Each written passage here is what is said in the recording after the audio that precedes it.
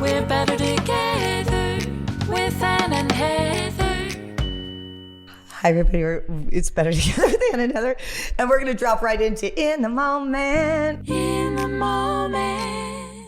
Where are we, Heather? We are coming to you live. Well, sort of live. It's Live for us right enough. now from the Eastern Building in downtown Los Angeles. We just moved our studio into this fabulous piece of history. Yes. I mean, the Eastern Building it's so extraordinary. If anybody knows about it, you can look. It's one of the most gorgeous Art Deco buildings. But for the moment, it is one of the most gorgeous Art Deco buildings that has a studio with super high ceilings, and every single thing that we do and say is going to echo on today's show. We have an amazing comedian with us, and you'll hear us echoing. So we want to apologize for that, but also be a part of our... Now you're going to scare people from listening. No. You're just going to hear look. And now you're making it bad. No, so fine. All I'm saying is we're going to be able to see us develop our studio, and we're going to hang tapestries and some eggshell curtains. Yeah, and you'll watch it grow with us. But we feel very excited because of the audience that we have. We're going to get people in person too now, I think. And now we're going to be able to have guests,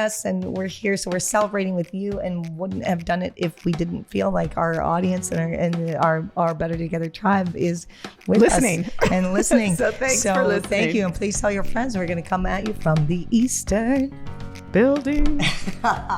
Stay tuned. Cheers. Hi, everybody. Welcome to Better Together with Ann and Heather. We are excited to share the show with you today. We have one of the funniest guys in the world on with us, and I hope he's going to make us giggle and wiggle. I also want to say that this is our first day in our new place. We'll be talking about that a little bit, but more, we just want to introduce you to our incredible guest today, and thank you very much, Wayne, for being here. So today we have Wayne Federman. He is a comedian, actor, author, writer, comedy historian, podcaster, and musician. He is noted for numerous stand-up comedy appearances in clubs, theaters, and on television. He has had supporting comedic and acting roles in The X-Files, The Larry Sanders Show, Curb Your Enthusiasm, Silicon Valley, Legally Blonde, 50 First Dates, The 40-Year-Old Virgin, Step Brothers. He helped launch NBC's Late Night with Jimmy Fallon as the head monologue writer. Yep. He also has several producing credits, which include the fantastic HBO documentary, The Zen Diaries of Gary Shandling, an award-winning web series with Don Rickles entitled Dinner with Don, as well as Judd Apatow's Netflix stand-up special, The Return. He has a new book that just came out titled The History of Stand-Up.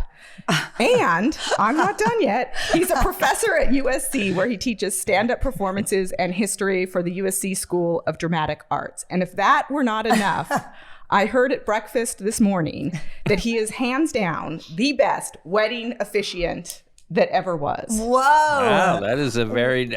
You married my dear friend, Megan Derry. And Tim. Yes, I did. Yes. And she said that you were fantastic. She's like, tell him I said hi. They're not married anymore, so you didn't do that. I know. I feel like that. Your words didn't really stick, but she still... Let me just say, very temporary situation there. Well, I have to say, congratulations on how many incredible things that you've done. Not everybody has a resume like you, sir. We are blessed to have you on this show. How does it feel when you hear how many things that you have done back at you in that way? Yeah, it sounds impressive. I feel like on paper, it's one of those things where it sounds impressive, but I still feel like I'm like shaking the bushes and trying to get things going. I swear to God, wow. I'm not being humble at all. I'm not being humble. All comedians, not all comedians, but many comedians I find are that way. Like, I feel like it's probably all performers. No, but it takes such self-confidence to be a comedian or a performer. Yet at the same time, it seems like it's a struggle. I want to hear about that because I think that is an interesting thing for audiences here. Like, after all that, he's still wondering if he's going to shake it. Like, come on. No, I mean, obviously, it's not like I'm living in my parents' house or anything like that, or still, but thank God for that. Yeah. Oh, you know my parents. That's interesting. I had no idea. No, that's it. I mean, yes, it was very impressive to hear all of that, and especially the wedding officiant. I mean, that might be my best credit. She did you say, get that she said he online, made or everybody laugh and cry, and that it I know, was that's just what the I went best for. speech That's what I ever. went He for. said he's like, it was. She's like, I've been to a lot of weddings, and it was the best. Wait, do you remember at all what you said, Wayne? Well, I remember my strategy was to make him laugh and then do something crazy sentimental right before the actual vows. So Yes. I was like, okay, we're having fun, and then boom. Maybe that's where it went wrong. Yeah. Stupid. I was an idiot. Are you married? No, I'm not married. Is it? Do you want to congratulations on that? Because I think Heather and I both feel like that's really, you held out. And how do you feel about that? Good. That's a good. Wow, you went right to it. Pretty good.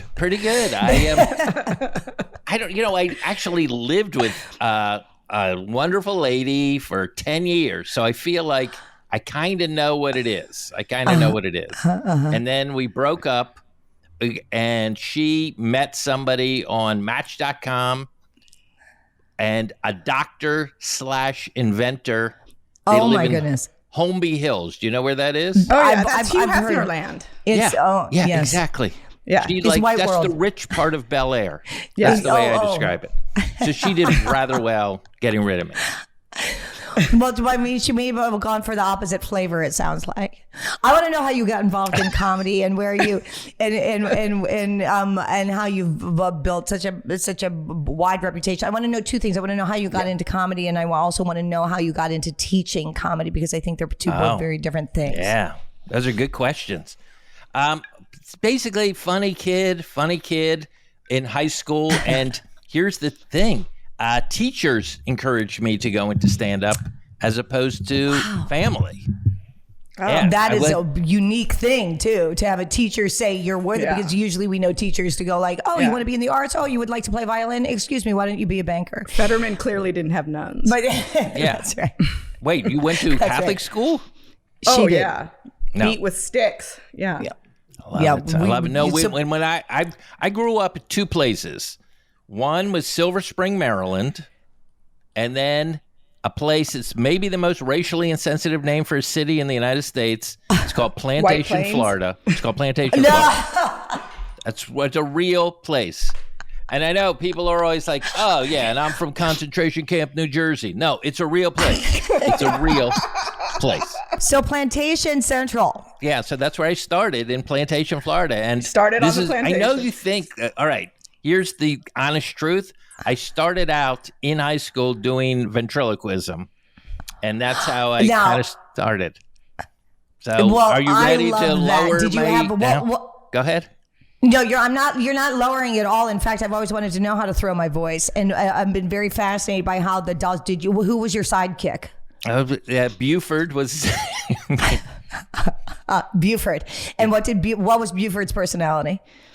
the classic. I mean, nothing, just a smart aleck, like, hello, Yeah. hello, that kind of guy.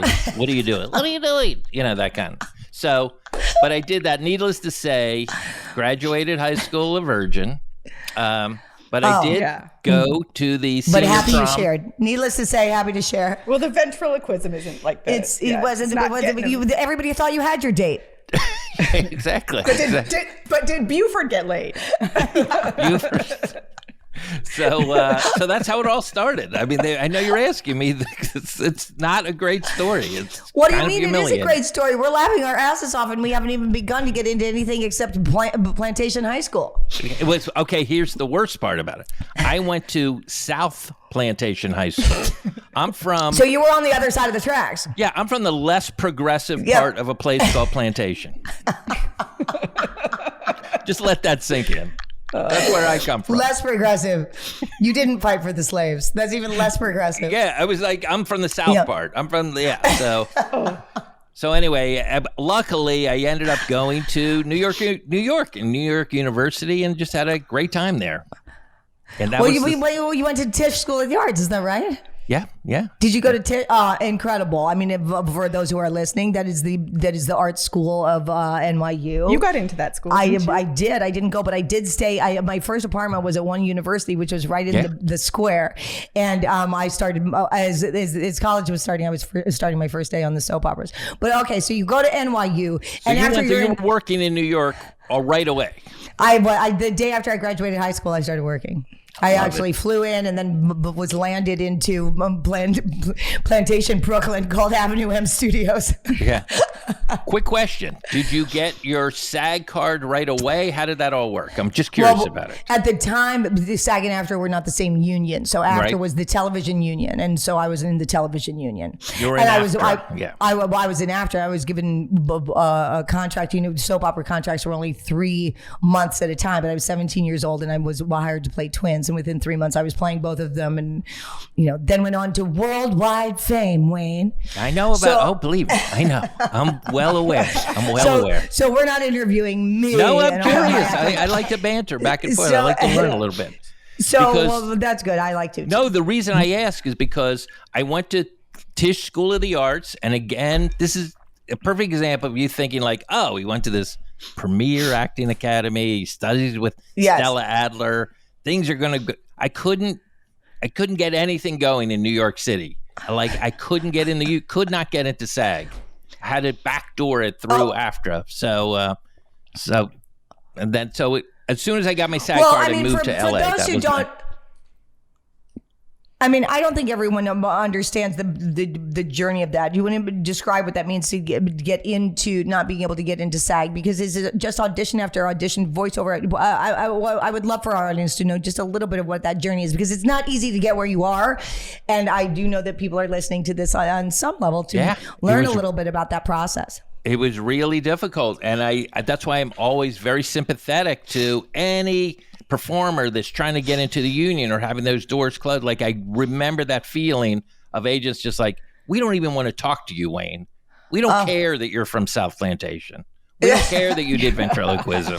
None of it matters. So it was really, really frustrating. Because you can't get hired without the card, correct? Well, right. But it's kind of chicken or the egg situation, right? What do you need the job to get the card? You need the card to get the job. And how do you get in? Which is why the backdoor scenario is hopefully you have a friend who can go, I'll give you that. I'll give you a small enough role that you can start building your points. Is that right? To get into the union? Yeah, it was kind of like that. It was like at the time you could join.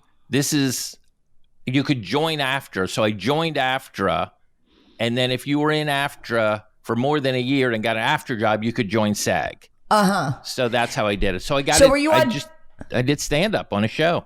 Okay. Which one? So that was your first show, but that you did stand up. And what was the show?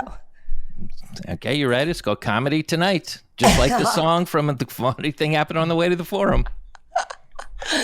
And do you remember killing it? Because the things that stand up comedians always talk about is like the first night they go on and they fucking kill it. And then the second night they go on, they dive into the depths of hell and realize they're never going to be funny again.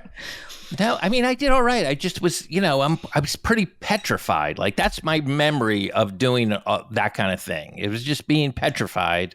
But I did okay. I was good. I was pretty good. I was good. I was pretty good out of the gate. Not great. I wasn't like Chappelle or something, but I was pretty good. Well, you've worked with some of the greatest, so I don't know. You may not, none of us are Chappelle, but none of us are you either, Wayne. Thank you. So you go on, you go and you do stand up. You do your first night. Are you just addicted? You know that you're going to be a comedian no matter what it takes. I knew that I had a two-track plan, which was I wanted to be a stand-up comedian who was also a good actor. So kind of like what Billy Crystal was doing, or all those guys. Just like that was my goal. So that's why I went to acting. So anything that wasn't involved with that goal, I wasn't really interested. I didn't do like a bunch of drugs. I wasn't going to raves. I don't even know if raves existed. But, we went to one once.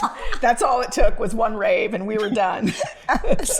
We were too old to rave. Yeah, we were. So I don't know anything about I wasn't doing Molly or I don't know, whatever, Quaaludes. So that it's a good time to start. Yeah, I can start now. Now I'm good. But an edible or two never hurt anyone. No. Okay.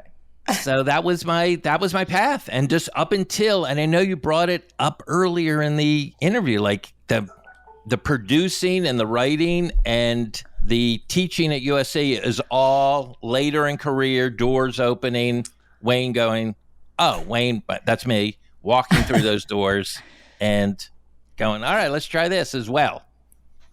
Well, I mean, we're so happy to be talking to you. When we get back, I would like Heather for us to dig in a little bit to what the intro is of the things that happened in that kind of second phase after you got out of college, got your SAG card, and what happened after that to connect you to so many incredible people from Judd Apatow on. So let's talk about that when we get back from our short little break.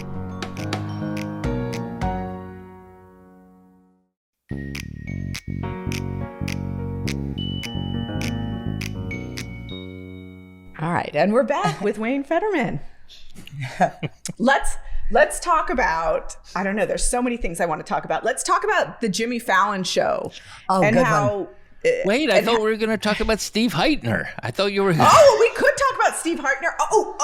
Steve Heitner, we made him do, and we made him be one of the comics at our tennis club. And I think did you do it? Did you do the comedy night at our tennis club? You're making it like an accusation. Yes, I did one comedy night there. Yes, I did. You were at LITC doing comedy, and I missed it. I don't know the name of the club, but it's over Los near Angeles Tennis Club, and we were having drinks at Marnie's, and we missed it. We got there too late. It was over.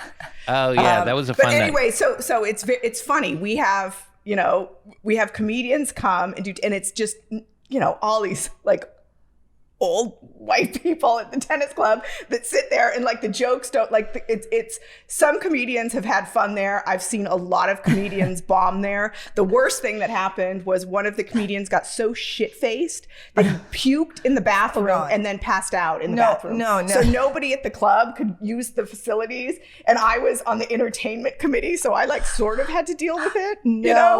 And that wasn't you, was it, Wayne? It was not Wayne. That's not. Come on, that's not Federman style. You can know that already. It was not Wayne. But Steve did it, and you did it too. But Steve, for our audience who does not know, are you talking about a roommate? Yes. Yes, we were roommates for many years. Yes. And then he had this breakout role on Seinfeld called Banya, and he's done a lot of movies, and he's just a great dear friend of mine. Yes. Also married him, by the way. Oh, you did? That also didn't take. Yeah. I don't know why anyone thinks I'm good at this. I'm terrible at this. Stop hiring me to do this. Do you feel that there was one moment when that things changed? People say there's like you said, he had a breakout moment on Seinfeld. These two are weeping. They're crying. They're both crying tears. But I'm just saying, if you ever get married, just don't be anywhere near the ceremony. You know what? Just being near you, I know I'm not going to get married again. I just know it's bad luck. Like, no, okay, I'll stay single. Well, early on, I know this is going to sound name droppy, but I got some incredible advice from Seinfeld when he was starting out. And I was, he was like a senior and I was like a freshman, and he was like already on his way and stuff. And so you come back to the club, and one time he talked to me, and he said something that's really stuck with me, which was, this is an artistic endeavor, stand-up comedy. And you can't judge yourself against other people. Don't compare yourself, because you will lose. It's just going to be a losing thing.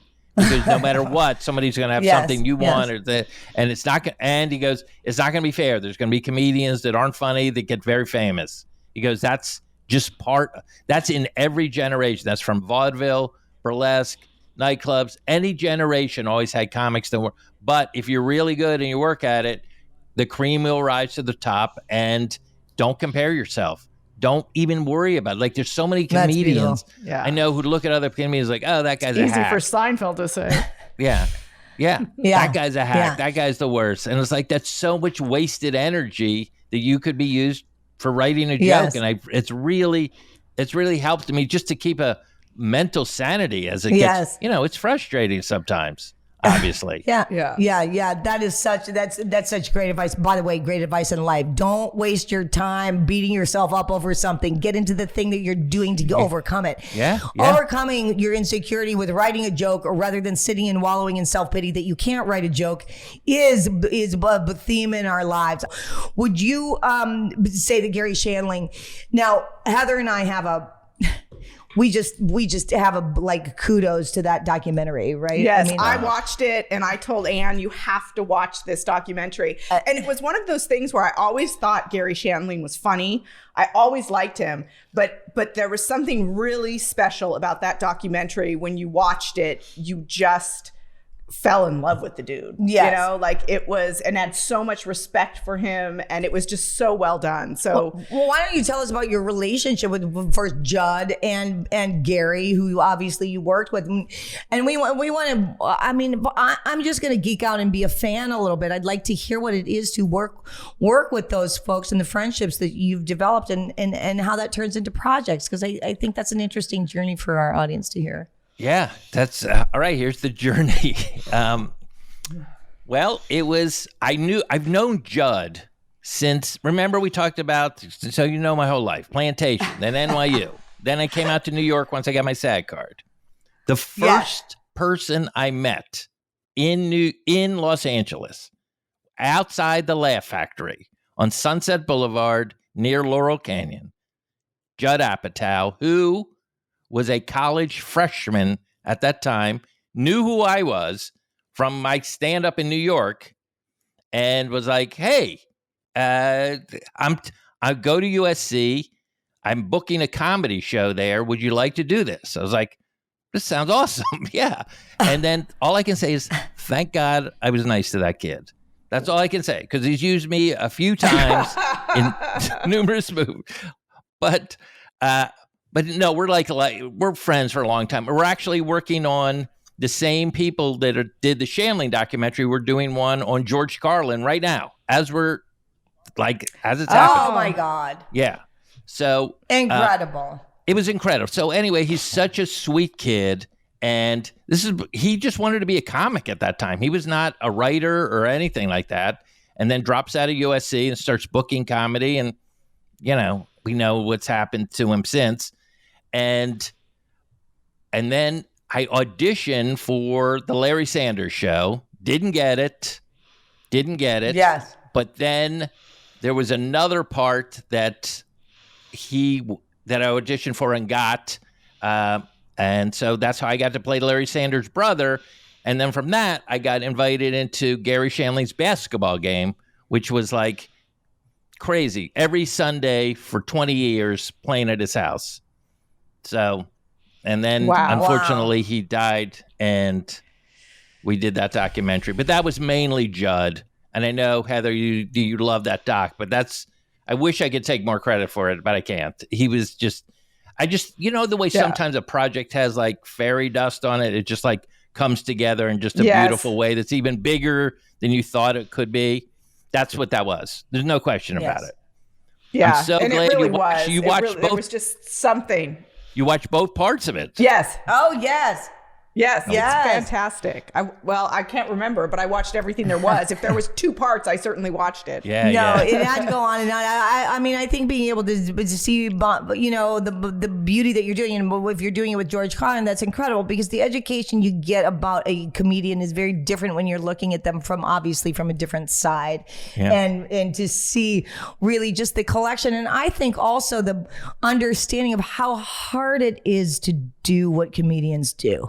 We are not, we are sorts of, I mean, I don't call myself a comedian by trade, but I certainly work very hard on my comedy and storytelling. Mm-hmm. But one of the things that moved me very much in looking into Gary's life, God bless him, and we all love you, Gary Shandling.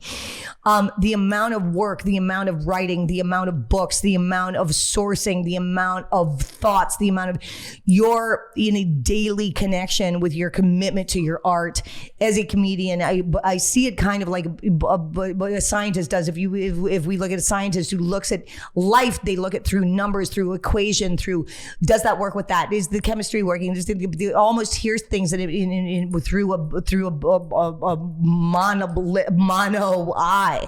And I feel like that's what happens with comedians. Do you feel like you're in that with yourself all the time, looking, writing, striving, joking? Is that how your brain works? A little bit. I mean, obviously, he was a genius. So it's, I don't really put myself in that league as far as his ability to create a joke. Or a lot of times comedy is, one thing is over here and one other thing's over here, and like, I'm going to merge these up and create this new little flower, and like everyone's going to love it and applaud me.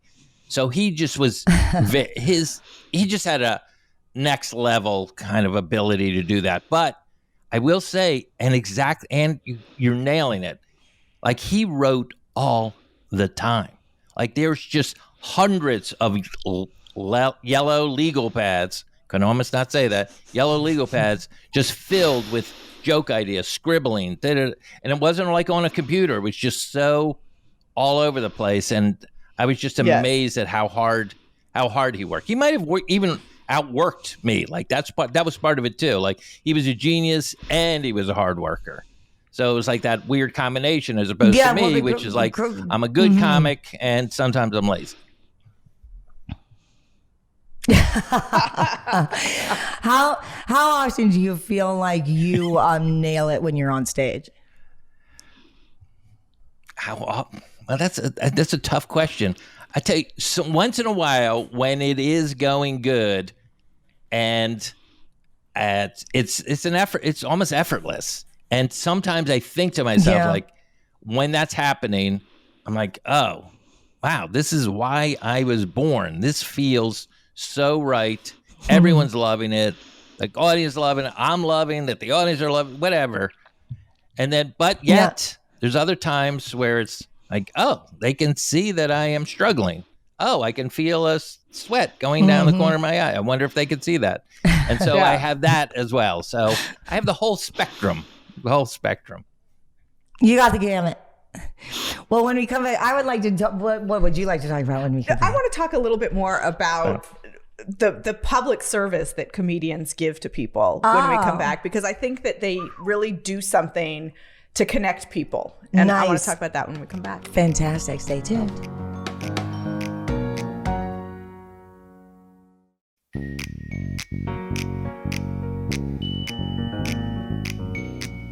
So one of the things that Ann and I have talk about a lot is, with comedy, the honesty of comedy. And we're talking about, self-confidence and self-doubt and all of that. And I think that a lot of, comedians are incredibly honest with things that we all think and feel, and insecurities and hardships and all of that. And through comedy, when you tell a joke about something that's painful or, humbling, it makes the audience feel like, oh, other people feel that too. And look, we're all laughing about, like, I think that it provides that sort of lightness to the heaviness of life, and makes you feel connected and not alone in your insecurities.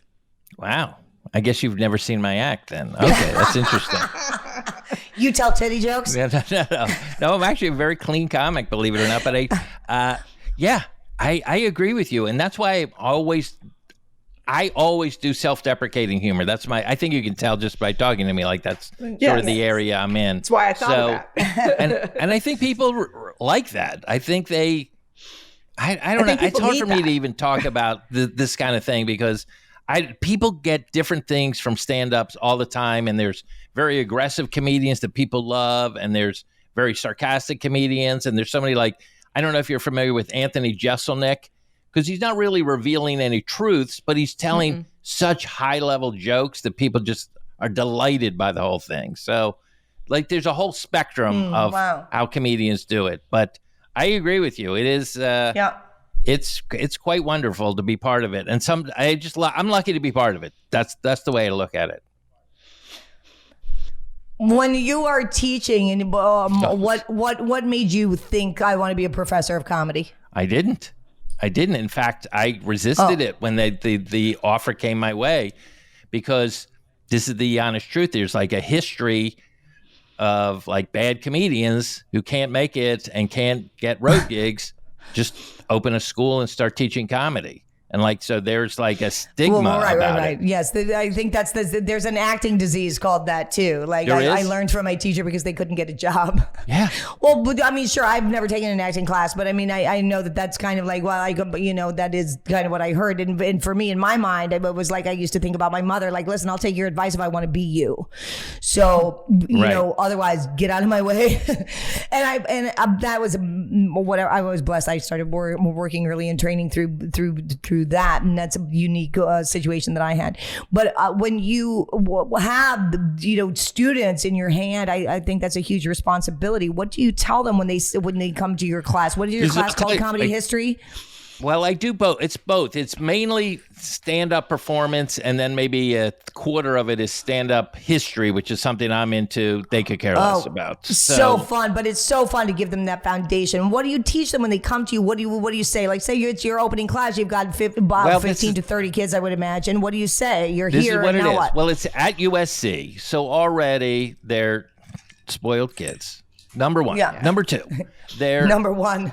Number two, or kids with a lot of college debt. They've taken a stand-up 1 class. I don't want to brag, but I teach stand-up 2. So there's already they've already taken a semester. Win. Yeah, so they're already committed. Yeah, just to get to Professor Federman, and then I like calling myself Professor Federman because it's stupid. It's a good word. You can't get away with Dr. Federman. I can't. I don't do doctor yet. I don't want to get Right. So I don't know if you know this. I'm an adjunct professor. Adjunct means not a professor. That's what that means, adjunct. That's what they used to call my house in Hancock Park. I see. Adjacent. Yeah. It's the same thing. It's like not really in Hancock Park. So exactly. But so you're adjunct. So you're not really a professor. So now should I really ask you what you tell your students? No, what does an adjunct professor tell their students in the class first thing 2 of working with you? I tell them right off the bat, I go, we're going to have a great time in this class. We're going to do stand up. I'm going to give you notes. I've given notes I used to write for Fallon. I've written for Judd. I helped Gary Shandling out on stuff. I've written for the Muppets. Like, I know how to write jokes, but there's nothing in this class that's going to be as good as getting up on stage and doing stand-up. You will learn more doing that than anything that will happen in this class. If you want to drop it right now, you have 2 weeks to drop it. If not, let's do this. And so that's what I tell, and that's really the truth of it. Like, you learn more. It's like swimming. You have to swim. Like, I don't care how much you can be on the ground. Yeah. So that's what I tell them. Yeah. And so does your class, so then do you start writing jokes and then that sucks? No, I know you don't do that, but you start writing jokes with them and do they do a performance at the end of the class? Yeah, no, they do. Every week they get up. Every week in the class. Do you grade the jokes? That's a great question. I asked that right at the beginning. I'm like, how do I do this? Obviously there's a lot of D's in my class. They're but the dean of the school was like, no, you can't judge. You can't grade on talent. I was like, what? Then what do you grade on? If they participate, if they're in the class, if they do the assignments, they get an A. So it's like a participation even if they're a trophy. D- that's comedian. not. I mean, that's like a high school way of doing things. Like in college, if you're still doing that, then you're screwed when you go to the comedy club. Like, you're really screwed if you just got I participated well, and then you're in front of an audience and they're throwing tomatoes. That's why. Well, not many tomato throwing anymore. Just so you know. I know. Old school. I'm 90. My fans are 90. So I wonder what my joke would get as a grade. Yeah. So it's this is the way I look at it. Like, some people. Let's say your scale of 1 to 10 is a comic, all right? And some people are 10 would be the best, 0 or 1 would be somebody who just can't quite get it. So some people, they come into my class, they're a 4, I get them maybe to a 6. Some of them are 2, I get them to a 3. Some of them are 8, I may be able to get them higher than that. So that's the way I look at it. So in other words, someone going from a 2 to a 4 still gets an A, even though they're not a 5 going to a 6. It's about progression. Yes. How many yes. And where are these USC kids going with this information? Like, they're taking the jokes to the boardroom or what? They're going to the 9-0 and well, some are engineering students who just oh, I want to take a class that isn't Because they need a sense of humor, or they need an easy A because they're just graded on showing up. Yeah, well, or they're fun. They're the funniest engineer in the class, and they can't get it. You know, they don't like hanging around. I with respect engineers. that. Yeah, I respect an engineer who wants to have a sense of humor. Scientists usually think that the funniest things in the room, and you always go like, because you never get it. Have you discovered? Have you found one in your teaching that you go, this motherfucker is going to rock it? Well, I don't like to use the MF compound word, but let me think about it. Let me think about it. I retract that. It's almost in every class. There's always one kid that has. There's always one. Is motherfucker been canceled? A kid who has know. potential. Oh, but, I see why. You know, that's so. I don't know. It's fun. We try to have a good time, and I try to encourage them. Even if they're terrible, I think I can help them a little bit. And some are terrible. But how about this? I'm gonna throw it back at you. What about this is USC. They're paying a lot of money to go there. Maybe they just want the experience of being in a class with a bunch of funny people as they're trying to find their way through the world. And maybe they're in journalism or something like that. And they're like, oh, I want to take this just for my own personal development. You think that's valid at all? Yeah, well, by the way, good for them. It's 100% valid. I think any tools you can have on your tool belt when you're talking about communication and on any level, I think humor is one of the greatest ways. Like, I commend those kids for not having, like, it's a fantastic tool for communication. My God. Yeah, and public speaking and overcoming. Yeah, right. A lot of insecurity, a lot of fear, a lot of self-doubt, a lot of when you speak, when you can make somebody laugh. I mean, that's the thing, and that goes back to you saying, like, humor brings us all together into a pool of consciousness. Like, we get to laugh at the things that we are, and we get to see people who are enjoying themselves, and we distinguish this a lot with you and me. You're not making fun of the people, not making fun of people, but having a sense of humor about your life. I think one of the things that comedy does for me, or why stand-up interests me, is the ability to have perspective when you're looking at a story that you find humorous or whatever. Not only are you crafting words, so it's a lot of an edit process for me, which I like a lot. When you're writing a joke, you're pulling things out, you're whittling it down to the thing that could hone in most of the thing that makes you laugh the fastest. And I like that craft. And I also like teaching or having the ability, and it's something that I like to do, get yourself up and out of yourself so you're not sunk in your emotion about, oh my God, I'm so dragged down. One of the things that humor does, but joke writing does, is let you lift up and be intelligent about your emotions that you're going through. And I think that's what we relate to. Like, thank you for being intelligent about me. When I see it next time with myself, or I'm craving the 19 box of Fruit Loops, and I had a bowl of cereal, and now I want some ice cream, and now I'm devastated. And girls go through a lot of insecurity. I think learning humor as a woman is a huge key. Would you say that you have a 50-50 in your class of females or males, or what would that be gender-wise? Yeah, usually not this class, because this was a hard one, because this was COVID, so it was very small. We did the whole thing online. But the class before this was 60-40 female. No way. Yeah. Isn't that interesting? So Wayne, was there a moment, when you talk about your friend Steve, that does something on Seinfeld, was there a moment for you where you go, oh, okay, I'm now no longer going to be struggling to keep my SAG card or my pension. I'm going to. Is there something that just made you go, wow, I get it? I know this is going to sound like I'm being crazy, humbly, and all of that stuff, but I promise you not. And I have proof. I have proof that I know where I stand in the business. Okay. Oh yes, please. This is it, because I work a lot. I work, excuse me, not a lot, but I work consistently over the years. You read all of that stuff. But I've never had like a breakthrough thing where, like, oh, he's that guy from that thing. And the reason I know this, and people are like, no, look at your resume and stuff, is they begged me to join something called Cameo. Do you know what this is? Yes. Yes, Heather begged me. Okay, all right. I thought that we could. Anyway, I found it. So I found Cameo by means of Heather. You're going to say that you haven't gotten a lot of requests? One request. And literally, I did it within 8 minutes. It was like I was so thrilled. And it was from a podcast I had done. So it's not like I'm the soup Nazi or something like that, where people will know me or from a thing. Or if I have friends of mine, they're like, yeah, I do about 8 of these a week. I'm like, great. Thank you. I knew this was Anne's birthday is coming up. Anne's birthday is coming up. It is May 25th. Oh. I will only pay you $25. I will not go to your top $200 amount. I'm at $30. I had to lower my price. I kept lowering my price. I'm at $30. Is that I'm too high? lowering mine too. Oh no, I'm lowering mine by the dollar as we speak.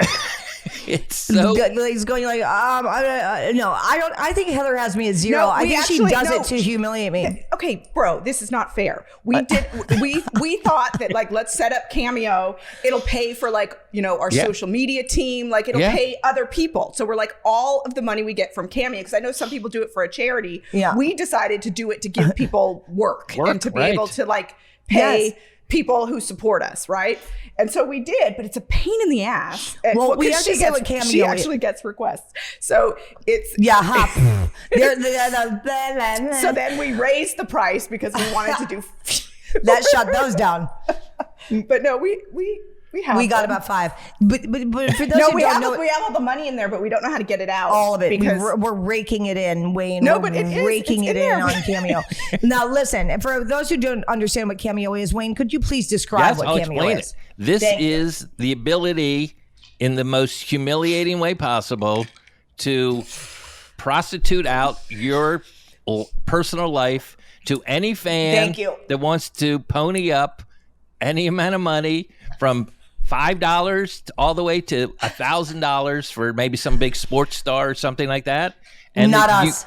And then you'll give you do like a birthday greeting for someone, or you'll give just a shout out, I think is the word. And Anne's big with anniversaries. They like her for the anniversary. And so, or an anniversary, or hey, what's going on? It's but Shavuos. It's a Jewish holiday. Do you know what anniversary means? What that means is that my fans, Wayne, are so old. They're so old that they're like, for my parents' 65th wedding anniversary. That happened last week. She's like, I just need you to do a fast one. We're going to meet with our merch designer, right? I mean, so many hilarious things happen. The two of us just giggle our way through our days. Like, okay, let's go design a T-shirt. And again, we're too stupid to figure out how to get the money out of Cameo. Yes, because it just sits there, and we can't. Like that's God knows that does it automatically. Yeah, I don't know. I don't think I've gotten mine. And by the way, mine is $30. I looked at my thing. It says I made $16. I don't know if that was. I don't know. It was a 50-50 cut when they pitched it to me. What? Taxes came in early, and then they make you feel important. They're like, you need, and then you look and you see all these people are doing it, like legitimate. I know. Celebrities are doing it, so you feel a little better about it. But then as you're doing them, you're like, this doesn't feel. But she's like, Wayne Brady did one. Anyway, Alyssa Milano did one. She's like, now listen, can you just stop right here on the street? I'm just gonna. I got it. I got the camera. You don't have to shoot yourself. This is for Marty and Maine. They've been married for 60 years. To the date, and their son, who's also 55, is now requesting that you say happy anniversary to Marge and Wayne. And they're like, so happy when they get it. Oh my God. So I'm dropping my bags. I'm on the street. I'm like fucking on 3rd Street, like, yeah, motherfucker. Hi, Wayne and Jane and Mary and Moses. Is anybody old enough? Did you all die in the Bible? Like, okay. Do I have any fans that are under 90? No, is the answer. Yeah, that is the answer. But but they enjoy it, and it's a nice. You don't know because you don't see. They could I've shit on it. You have no idea. You know who does very well on Cameo? Who? Steve Heitner. Oh, good. I'm glad. I'm gonna go and kick that guy's ass. No, he's so great. He's so incredible. All right, let's not congratulate everybody on their Cameo, because I gotta say, like, Cameo is not gonna get us an Oscar. Now, by the way, nothing else would either. Yes, I love her. Now listen. I want to ask as we close out, who you do teach comedy history, and I would like to know who your favorites are, who have gone down in history is for you, whether or not they've been blacklisted at this time. Who knows how many people have been canceled. Right. But in the reality, and I know you're doing George Carlin, God bless you, because when you do that God shit, man, that guy has made me his most latest comedy to me is the most most phenomenal. And I think there is something in comedy where the older you get, in a way, the more honest you get, the funnier you get. I'm not sure. It's one of the few businesses that's true. I don't know if you believe that, but could you share with us your favorite comedians? Well, this is, I'm not ducking the question, but I love like all of stand-up. From, I know you said you did like an open mic in Skid Row. Like I like open micers all the way up to Chappelle or Bill Burr or any of the Amy Schumer, any of the guys or people that are at the top now. I love it. I love it. For me, some of my personal ones that I really like who are working now is there's a very sensitive, brilliant comedian in the mold of Jonathan Winter. She's very improvisational. She does voices.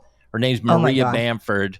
And she's incredible. And oh my God, we got to check her out. We will check out Maria Bamford. You won't believe. And she's just a great example. And she's had some mental health problems. She's checked herself into the hospital. Like she's gone through it, and she's really incredible. Yes. And then I like the classics. I go back to the radio guys. Like I really like Jack Benny and Fred Allen and those guys, and then Carlin and Pryor. Yes. And there was a guy named Robert Klein that I really liked quite a bit, and Seinfeld.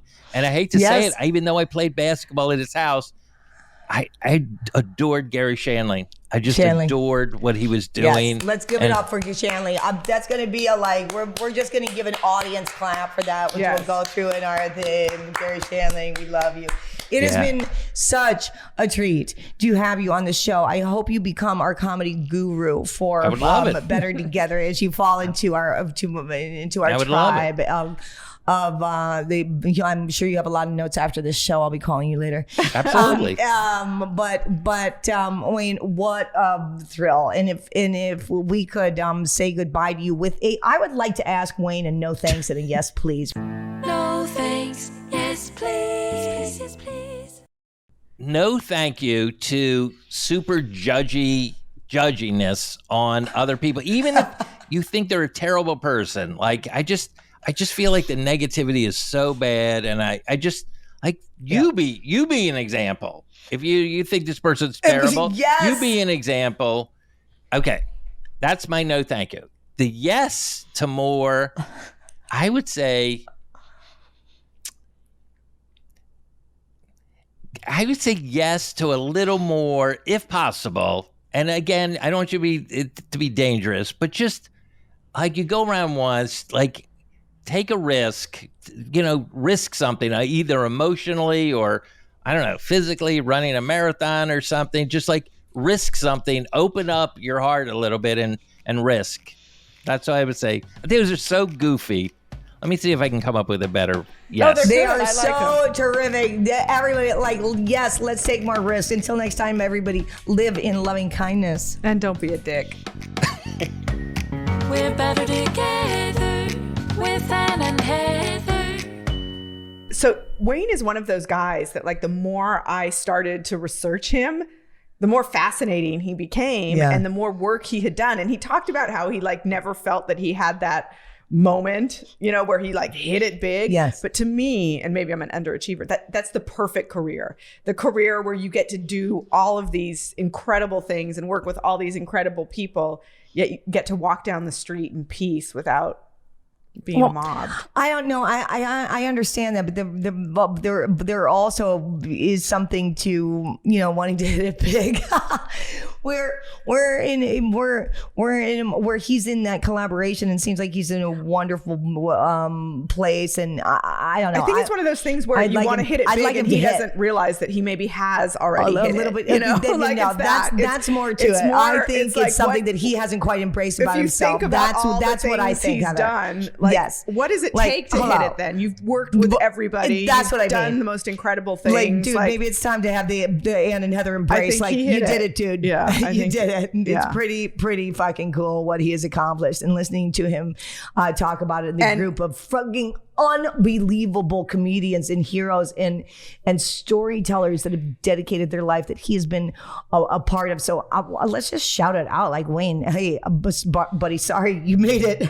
And one last thing I'd like to say too is that, did you notice that he said, "Thank God I was nice to Judd Apatow" when he was just a kid in college? Yeah, that goes to show you Don't be a Don't dick. be a dick. And Let's if end you're on a dick that. to the wrong person, it can come back and That's bite right. you in the ass. That is absolutely right. So be nice to everybody you meet Yeah. on the street. Until next time, everybody. Don't be a dick.